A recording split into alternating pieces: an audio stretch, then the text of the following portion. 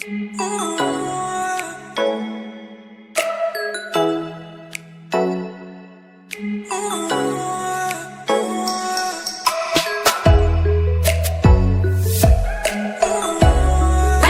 we should make a law. Every time you sleep, everyone should sing a lullaby. You silly. Everyone doesn't have a good voice. My sleep would get affected. Sorry, my lord. Jewel of Kingdom, what do you suggest? Peoples are complaining. Food is costly. Only rich can afford. I would say we should make food available for a price of one doodoo. Splendid idea. We should make this law. Oh dear, what do you have to say? King, you are mightier than other kings. Oh, advisor, tell me something I didn't know about. You should not rule like an ordinary king. So we should change day to night and night to day. Wow, I love the idea. Implement it now. One day, a guru and his disciple arrived in the city, but soon they were shocked. Hey, what a beautiful city is it? But why cannot I see a single person in this city? Don't know, it's really very scary. Oh my god, it's evening. I am very hungry. I can't wait anymore now. You know how much I love food. Two of them were amazed by what they saw around and wandered till evening. Come, this is food item. Finally, people are visible. Let's go and buy something to eat. Okay, here it goes. How much does the fruit basket cost? 1 Dadu, sir. Thank you, sir. Hope you see you again. How can a basket of fruit just cost one doodoo?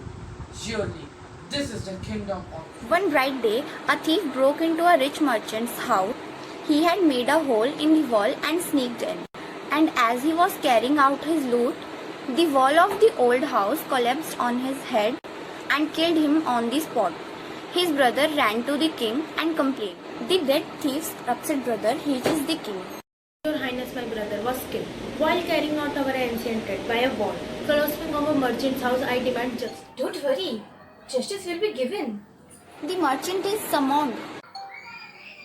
Because of you, an innocent man has lost his life due to your wall collapsing. You must be punished. Your Highness, it's not my fault. It's Battler's fault. He should not have made such a wall. The bricklayer is summoned and interrogated. You constructed such a poor wall that a poor man was killed. You ought to be punished.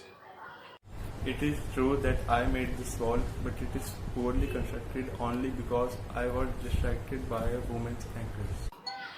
Now what do you have to say before your execution?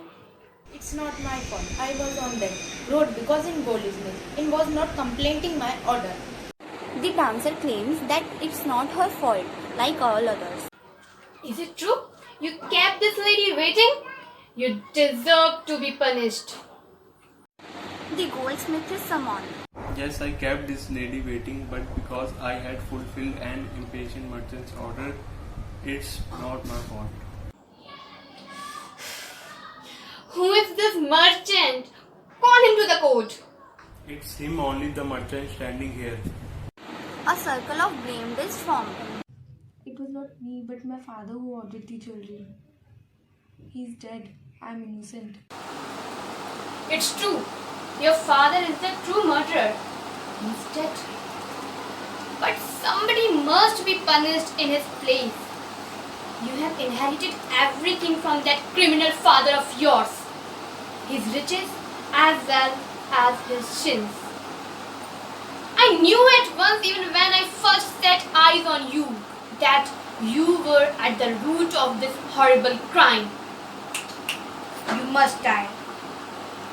And he ordered a new stake to be made ready for the execution. As the servants sharpened the stake and got it ready for the final impaling of the criminal, it occurred to the minister that the rich merchant was somehow too thin to be properly executed stake. He appealed to the king's common sense. The king too worried about it. What shall we do? All we need to do was managed to find a fat man enough to fit the stake. The servants were immediately sent all over the town looking for a man who would fit the stake, and their eyes fell on the disciple who had himself for months on bananas and rice and wheat and ghee. What have I done wrong? I am innocent. I am a sannyasi. May be true, but it's the royal decree that we should find a man fat enough to fit the stake. They carried him to the place of execution. He remembered his wise guru's words. This is a city of fools. You don't know what they will do next. While he was waiting for death, he prayed to his guru in his heart, asking him to hear his cry wherever he was. The guru saw everything in a vision. He had magical powers. He could see far, and he could see the future as he could see the present and the past. He disciple and told him something in a whisper. Then he went to the king and addressed him.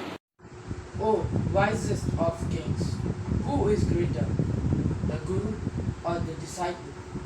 Of course, the guru. No doubt about it. Why do you ask?